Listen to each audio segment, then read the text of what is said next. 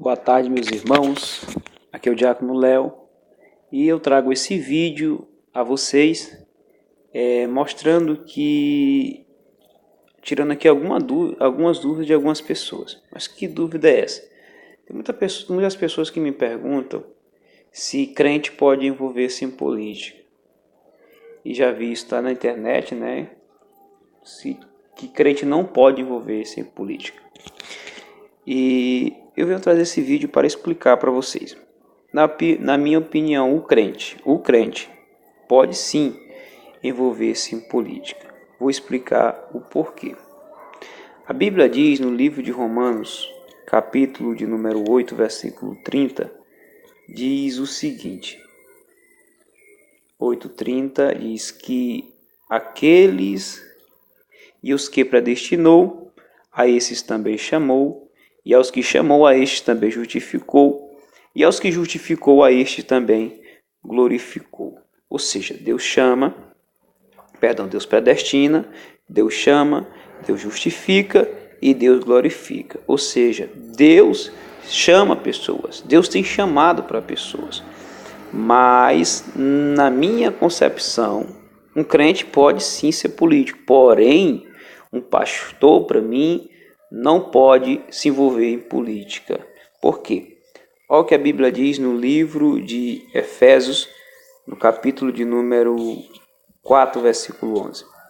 Diz o seguinte: Deus, Ele mesmo deu uns para apóstolos, outro para profetas, e outros para evangelistas, e outros para pastores e doutores. Ou seja, Ele chamou uns para ser apóstolos.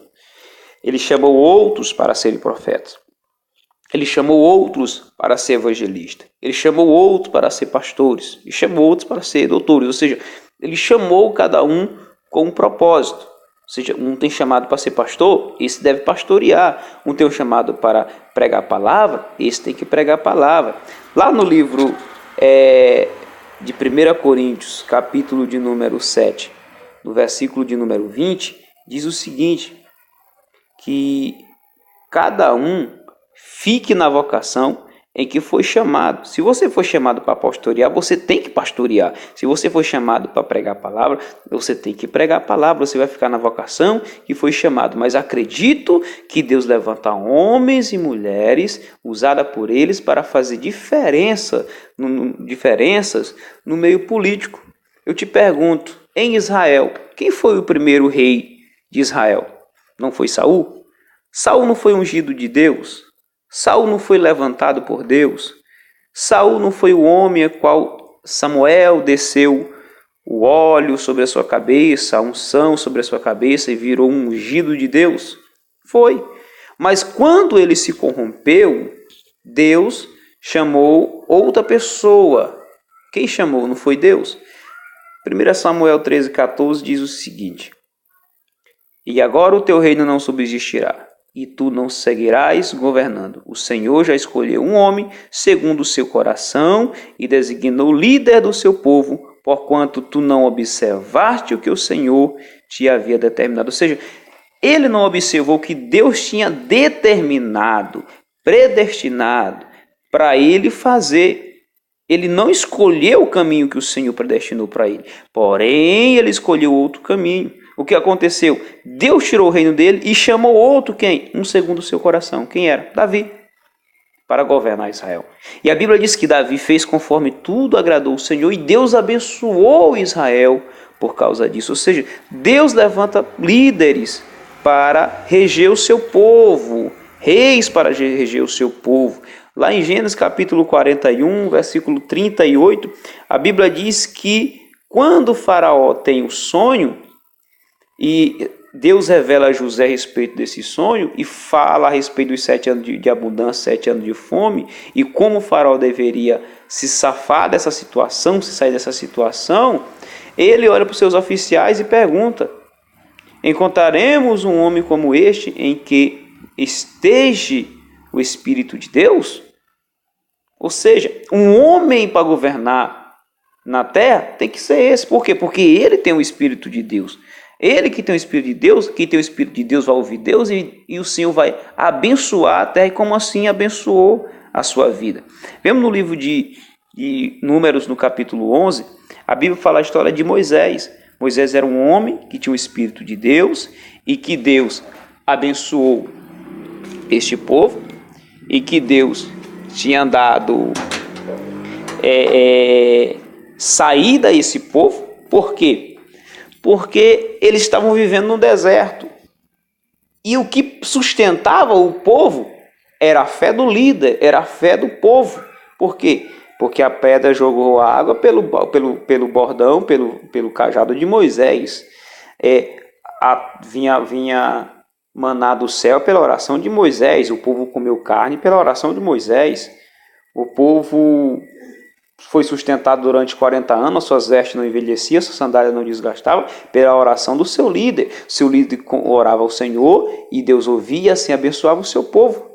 E o que acontece no capítulo 11 é que o povo começa a pedir demais de Moisés, e Moisés se achou só. O que ele pergunta? Ele disse ao Senhor: Senhor, por acaso foi eu que dei a luz a esse povo? Por acaso foi eu que coloquei esse povo, dei a luz nele, e agora eu tenho que carregar ele no meu colo? Então o que acontece? Acontece que Deus disse: homem, tu tem meu espírito, reúne 70 homens, e vou tirar um pouquinho do teu espírito e vou derramar sobre esses 70 homens, e esses 70 homens vão te ajudar. O que acontece é que quando ele tira a porção do Espírito do Senhor e coloca sobre aqueles 70 homens, somente 68 deles estavam no arraial. A Bíblia diz que eles só profetizaram naquele momento e nunca mais. Porém, lá fora do arraial, mas porém estava entre os escritos, que era edade e medade, a Bíblia diz que eles profetizavam dentro do arraial. Não foi só um dia nem 2 dias, mas porém a Bíblia diz que por vários dias eles profetizavam. E o que aconteceu? Aconteceu que quando Josué, filho de Num, que você vê no versículo 19, que eles estavam profetizando, né? Você vai ver que ele vai dizer para Moisés, Moisés proibiu-os. 29 diz: contudo, poderou-se-lhe Moisés, estais com ciúme de mim, ou seja, por minha causa? Que bom seria que todo o povo do Eterno fosse constituído de profetas. Mas não era. E que todo o povo, o Senhor depositasse o seu espírito sobre todo o seu povo. Mas, porém, o seu espírito não estava sobre o seu povo. Somente sobre aquele que liderava Israel, se aquele que era rei, aquele que era sacerdote, aquele que era profeta. Porém, as demais pessoas não recebiam do Espírito de Deus. Porém, aqueles que governavam Israel recebiam o Espírito de Deus. Mas quando fazia igual Saul, saía da presença do Senhor, Deus tirava do Espírito dele sobre aquela pessoa. E castigava Israel por causa disso. Se você ler a história de Uzias, lê a história de Acasias, lê a história de Jotão, de Jorão, você vai ver que esses homens foram maus na presença do Senhor e que Deus castigou Israel por causa do erro deles. Você vai ver que quando Acabe assumiu Israel, ele fez com que todo o povo se corrompesse, ele e Jezabel. Tanto que Deus castigou Israel, que Israel passou 3 anos e meio sem chover. Porque ele tinha matado os profetas, tinha derrubado os altares do Senhor, tinha denegrido a imagem do Senhor ali diante do seu povo. O que acontece? Quando um rei era bom, o povo seguia esse rei bom. Mas quando um rei era mau, o povo seguia esse rei mau. Quando o povo se espelhava no rei. Por isso que quem pagava o preço não era somente o rei, mas sim todo Israel. Israel, por causa de reis maus, de homens maus que corromperam o seu coração, Israel passou 70 anos sendo cativo na Babilônia, por causa da sua desobediência.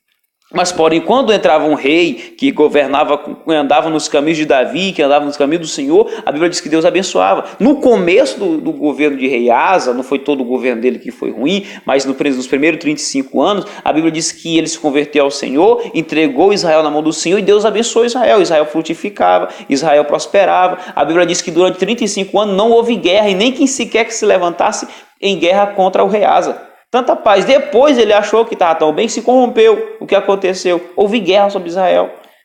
Deus castigou Israel, feriu ele. E o que aconteceu? Ele morreu distante do Senhor. Por quê? Porque o rei era o espelho de Israel. Por isso que eu digo, um crente sim pode se envolver em política. O crente pode sim envolver-se em política. Por quê? Porque Deus chama as pessoas para fazer a diferença. Então vemos uma coisa. Se nós colocarmos o homem mal, o que acontece? Deus vai estar amaldiçoando o nosso país. Deus vai estar castigando o seu povo por causa de nós. Mas, Diácono Léo, Brasil é um país laico. Brasil não é Israel. Observe uma coisa, meu querido. A Bíblia diz o seguinte, que Jesus, ele veio para os seus.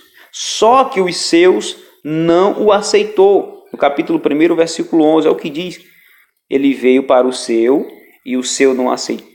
Os seus não aceitaram. No versículo 12, mas a todos quantos receberam, deu-lhe o direito de se chamarem filhos de Deus, ou seja, os que creem no seu nome. Nós acreditamos em Jesus. Nós recebemos o Senhor, nós como gentios, recebemos o Senhor Jesus em nossa vida. Por que nós recebemos? Porque nós acreditamos no Senhor. A Bíblia diz, será aquele que invocar o nome do Senhor será salvo.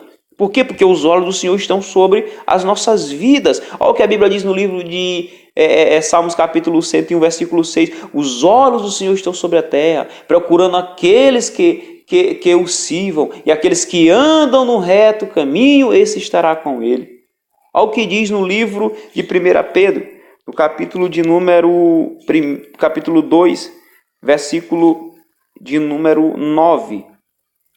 Diz o seguinte, porém vós sois geração eleita, sacerdócio real, nação santa, um povo de propriedade exclusiva de Deus, cujo propósito é proclamar as grandezas daquele que vos convocou das trevas para a sua maravilhosa luz. Nós somos um povo de Deus, nós somos uma nação santa. Por quê? Porque confessamos o Senhor.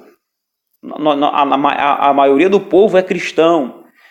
Os espíritas acreditam em Cristo. Os ubandistas acreditam em Cristo, aqueles que estão no salão de macumba, a católica, os protestantes, acreditam em Cristo. Nós confessamos a Cristo quando nós acreditamos em Cristo. Nosso país é um país cristão. Os olhos do Senhor estão assim sobre o país, sobre os cuidados do país. Agora observe uma coisa, crente pode se envolver em política? Pode. Por quê? No livro de Romanos, capítulo 3, versículo 1, diz que todos devem sujeitar às autoridades superiores. Por quê? Não há autoridade que não venha de Deus. E os que existem foram ordenados por Ele. Toda autoridade é constituída por Ele. Foi chamada por Ele. José foi uma autoridade, homem de Deus, foi constituída por ele. Davi, homem de Deus, foi uma autoridade, foi constituída por ele. Nós vemos que muitos homens de Deus é constituído por ele, é chamado por ele. Então, acontece uma coisa, que muitos radicais por aí falam, pessoas que não são evangélicos e que diz que crente não deve envolver em política, política é bandidagem, política é isso. Gente, política é a vida da nação brasileira. Não é que a nação brasileira tem que ser envolvida em política, não, em hipótese nenhuma. Por quê? Porque o político é que faz governar no nosso país. Se é ele que dita as leis, é ele que promove a renda do país, é eles que promovem o imposto do país. Se ele souber governar bem, o povo vai viver bem. Se ele tiver sabedoria para governar bem, o povo vai viver bem. Se ele tiver sabedoria de clamar a Deus, Deus vai fazer algo pelo país.